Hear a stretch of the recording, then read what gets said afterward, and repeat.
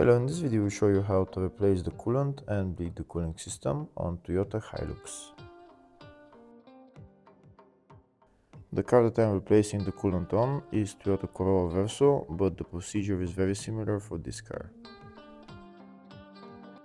First we need to drain the coolant. To drain the coolant we need to open the coolant tank cap.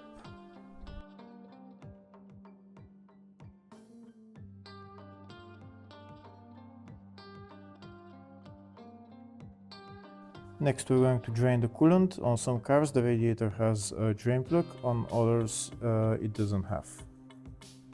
If the radiator has a drain plug it will look something like this. In order to loosen it you need a ratchet with a socket size 12. You need to loosen it and then the coolant will start flowing. If the video is useful, please like and comment on the video and subscribe to the channel to see more videos like this.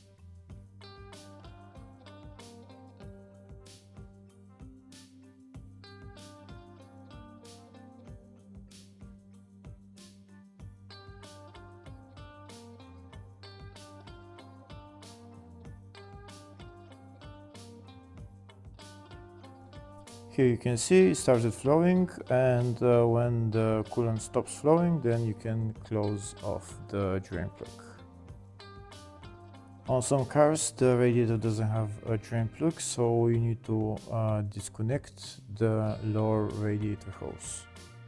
This is the lower radiator hose right there. You need to move this metal clamp and then take out the hose.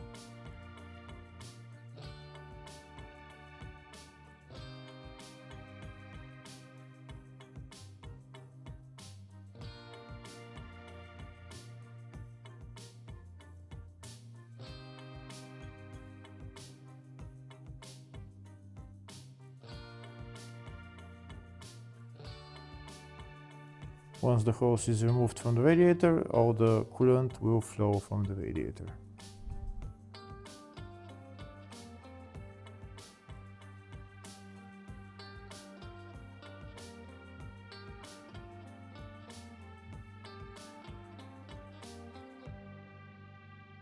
Once all the coolant has been drained, then you can put the radiator hose back on and put the metal clamp back on.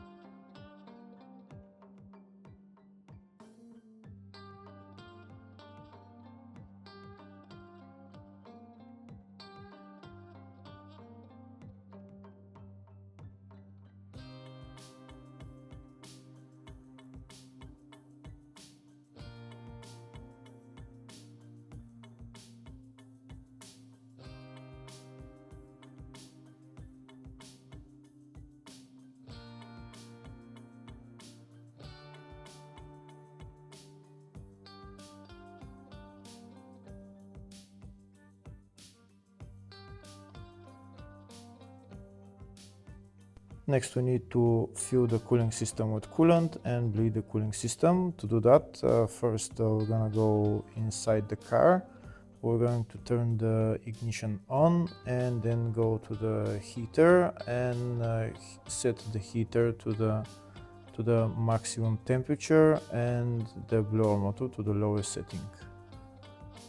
We need to do that because this way the heater core valve opens, and then when we fill the cooling system with coolant, the coolant will go inside the heater core.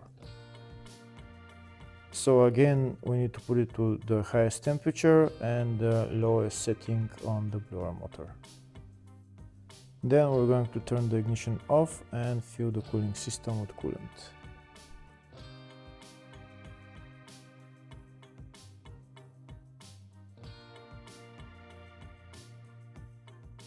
So we've already removed the coolant tank cap. Now I'm going to put the funnel in there and I'm going to start pouring coolant into the cooling system.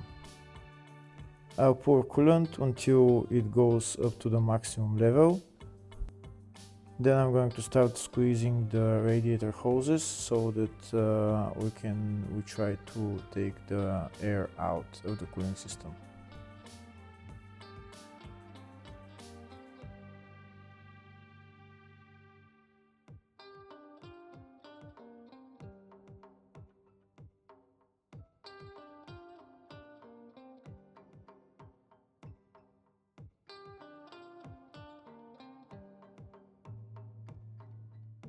I think the cooling system now is full, the coolant is up to the maximum level, so now I'm going to start squeezing the radiator hoses. I'm going to squeeze the upper hose and the lower hose.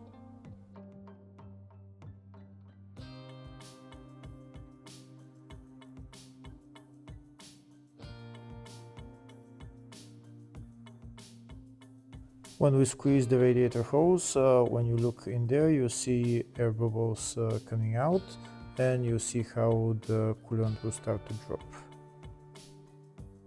You should squeeze the radiator hose for a minute or so, and then fill the coolant tank again to the maximum level. After you fill the tank to the maximum level, start squeezing the upper radiator hose again and check if the level in the coolant tank drops. If it drops, fill it with coolant again. You can repeat the procedure until the coolant level in the coolant tank stops dropping.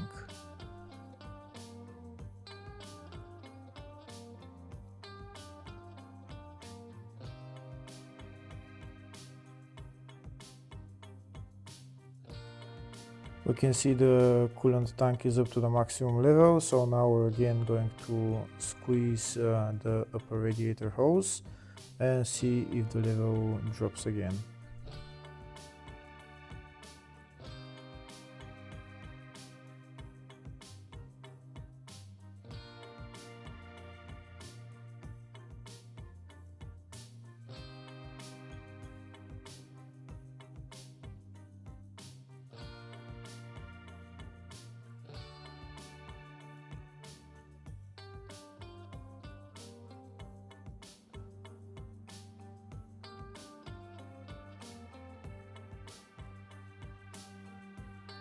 Here you can see when I press the radiator hose, there is still air bubbles coming out, so there is still more air in there.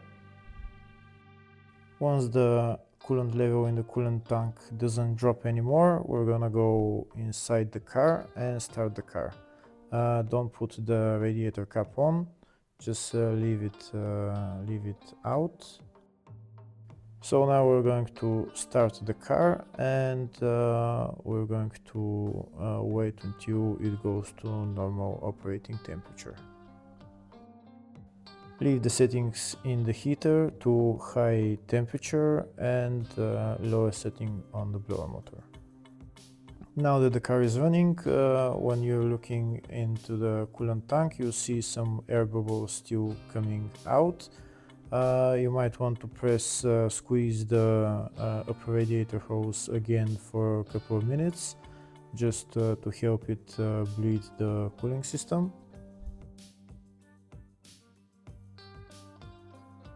Now the car has run for about 10-15 minutes, and the operating temperature is rising. We can see that the level in the coolant tank has dropped. Since the level in the coolant tank has dropped, I'm going to pour some coolant in there, and I'll make it to the maximum level on the coolant tank.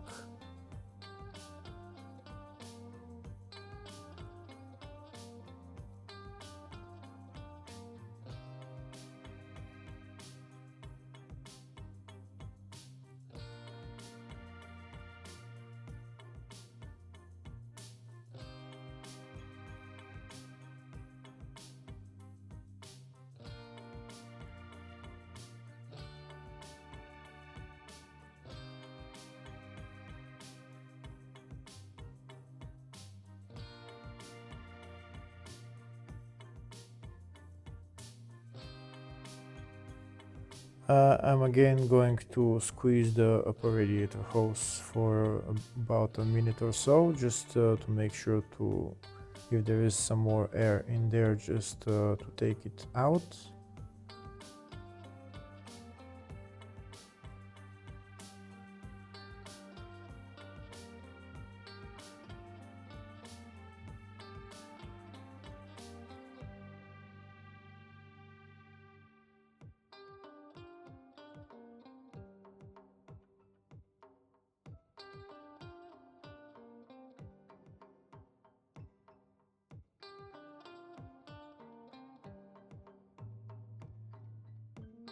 We can see there is coolant in the tank. It's at the maximum level, so now I'm gonna go inside the car and I'm going to rev the engine for about a minute or so, a minute or two. You know when the cooling system has been bled. When the cooling system has been bled, then the heating will start to blow hot air. If there is still air in the cooling system, the heating will blow cold air. When it has been bled 100%, it will start blowing hot air. To make it faster for the engine to go to normal operating temperature, I am revving the engine, and once it's at normal operating temperature, it should start blowing hot air.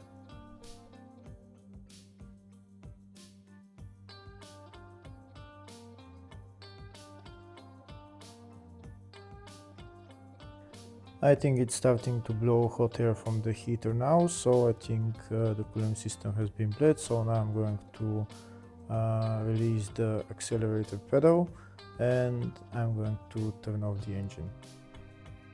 Now I'll check again the level of the coolant. If it needs more, I'm going to fill it to the maximum level. After I fill the coolant to the maximum level, I'm going to put the radiator cap on, and I'm going to leave the car cool. When the engine has cooled down, I'm going to remove the radiator cap and I'm going to check the coolant level again. If it needs more coolant, I'm going to fill it to the maximum level. And then afterwards, we're done with replacing the coolant and bleeding the cooling system.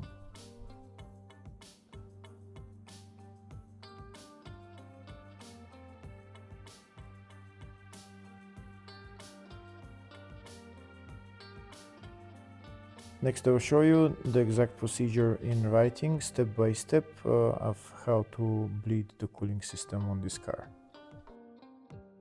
Hopefully the video was helpful. Please like and comment on the video and subscribe to the channel. Thank you.